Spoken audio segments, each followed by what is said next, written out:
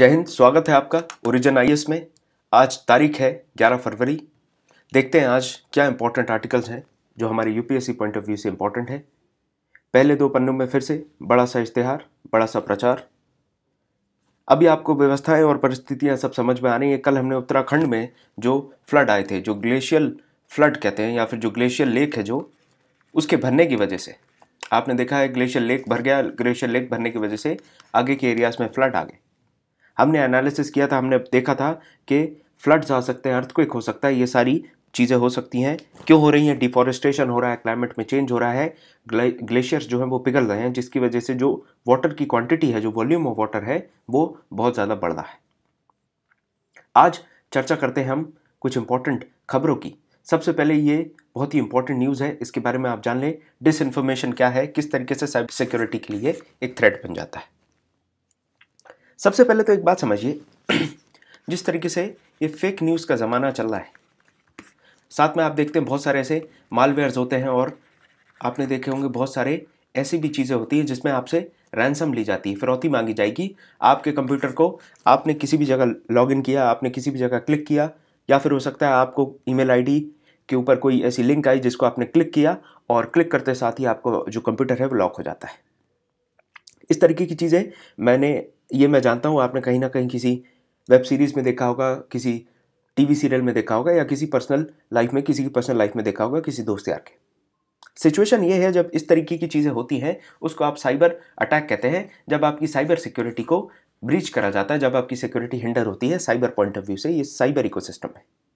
लेकिन दूसरी तरफ देखा जाए तो फेक न्यूज़ जो है वो भी एक तरीके से आप देखेंगे जिसको हम डिस इन्फॉर्मेशन भी कहते हैं। एक होती है इन्फॉर्मेशन और एक होती है डिस इन्फॉर्मेशन। मान के चलिए, अगर यूपीएससी का नोटिफिकेशन आ रहा है और यूपीएससी का नोटिफिकेशन कुछ दिन डिले हो जाए, और उसके पीछे डिले होने का कारण अगर स्पष्ट रूप से नहीं बताया जाता है, तो फिर एक डिसइंफॉर्मेशन फैला दी जाती है कि इस साल 2020 में, 2021 में शायद यूपीएससी का एग्जाम ही ना हो, या फिर और भी इस तरीके की बातें बता दी जाती हैं, इस तरीके की बातें फैला दी जाती हैं। उसका दूसरा पल्लू क्या हो सकता है, दूसरा पहलू क्या हो सकता है? वो ये हो सकता है कि वो यूपीएससी डायरेक्टली बताए कि ये जो एग्जाम के नोटिफिकेशन में पोस्टपोन हो रहा है या फिर डिले हो रहा है डेट अनाउंस करने में, उसका क्या रीज़न है। ये चीज़ के एग्जाम्पल्स हमें पूरी दुनिया में देखने मिल रहे हैं, सिर्फ भारत के पॉइंट ऑफ व्यू से मैं बात नहीं कर रहा हूँ। जैसे आपने देखा होगा, जो यूएस में कैपिटल बिल्डिंग पे ऊपर, जो यूएस में जो कैपिटल माउंटेन है, जो कैपिटल एक पहाड़ के ऊपर जो चीज़ एक बड़ी बिल्डिंग बनाई गई है, उसके ऊपर जिस तरीके के दंगे फसाद हमको देखने मिलते हैं जनवरी के महीने में।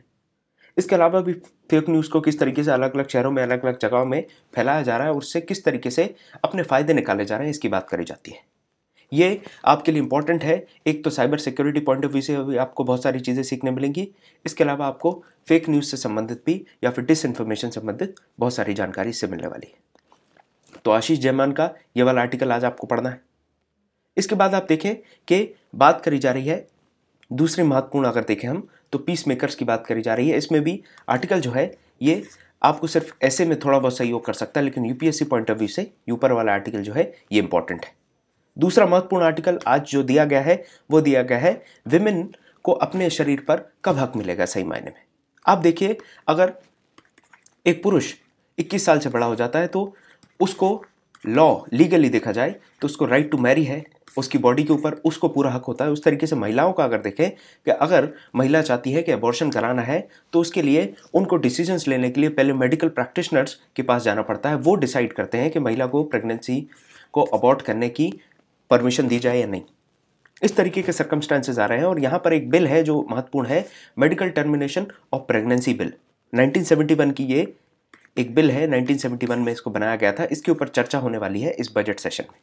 यहाँ पर चर्चा की जा रही है इन सारी चीज़ों की कि किस तरीके से किसी एक पर्टिकुलर महिला को अपना राइट मिलना चाहिए कि अगर उसको अबॉर्शन कराना है तो वो उसके लिए क्लियरली अबॉर्शन करा पाए।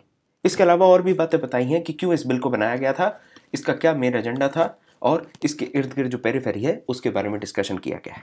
तो ये आर्टिकल भी आपके लिए इंपॉर्टेंट है। दो आर्टिकल आज आपको इंपॉर्टेंट है जो पढ़ने हैं। पहला, मेडिकल टर्मिनेशन ऑफ प्रेगनेंसी 1971, जिसके ऊपर बजट सेशन में चर्चा होने वाली है 2020 में। 2020 का ये अमेंडमेंट आया था, इस पर चर्चा है। और साथ में दूसरा एक महत्वपूर्ण जो आर्टिकल है वो ये है जिसमें आप बात करेंगे डिसइंफॉर्मेशन और साइबर सिक्योरिटी की। आज के लिए दो आर्टिकल महत्वपूर्ण है। फिर कल देखते हैं कल क्या नई चीज़ आती है। जहाँ तक मुझे लग रहा है कि जिस तरीके से इंडिया और चाइना के बीच की इक्वेशंस बन रही हैं। हो सकता है कल की चर्चा में इंडिया और चाइना के कुछ अच्छे आर्टिकल्स हमें देखने मिले। तो आज की जो हमारी डिस्कशन है वो काफ़ी कॉन्साइज है, छोटी है, क्योंकि इसमें 2 महत्वपूर्ण आर्टिकल हैं और इन दोनों के मैं उम्मीद करता हूँ आप नोट्स बनाएंगे और इन दोनों आर्टिकल्स को बढ़िया तरीके से पढ़ के कुछ अच्छे पॉइंट्स लेकर बाहर निकलेंगे। तो आज की डिस्कशन में इतना ही है। मिलता हूँ आपसे कल, तारीख होगी 12 फरवरी। तब तक के लिए बहुत बहुत धन्यवाद। Thank you for watching.